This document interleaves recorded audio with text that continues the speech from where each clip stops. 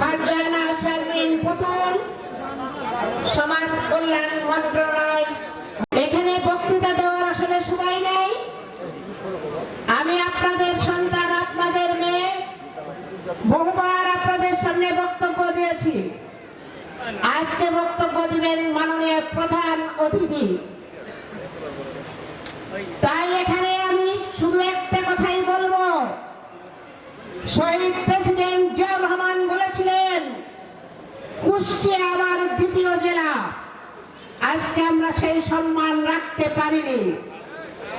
আমরা তার প্রতীক ধানের শীষ অন্যের হাতে তুলে দিয়েছি। এর আমরা সুবিচার চাই চাই চাই। যারা এই ধরনের কাজ করেছে দলের সাথে, এর বিচার বিশ্লেষণ হতে হবে। আমরা বলতে চাই, আর যেন কখনো এই ধরনের ন্যাক্কারজনক কাজ কেউ করার সাহস না পায়। আমার সংগঠনের কাছে একটাই দাবি, আপনারা মনিটরিং করেন কারা আজকে যে পরিবারের সাথে বেইমানি করেছে। সব শেষে বলতে চাই, সামনে স্থানীয় নির্বাচন। আবারও কি আপনারা হারতে চান?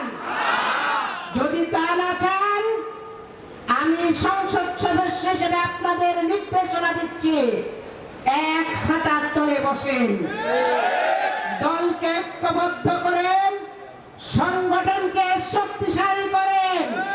এর কোনো বিকল্প নাই।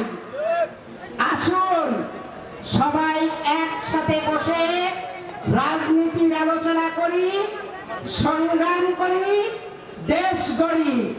মাননীয় প্রধানমন্ত্রী অত্যন্ত মানবিক, উনি একটি মানবিক দেশকে প্রতিষ্ঠিত করতে চায়। তার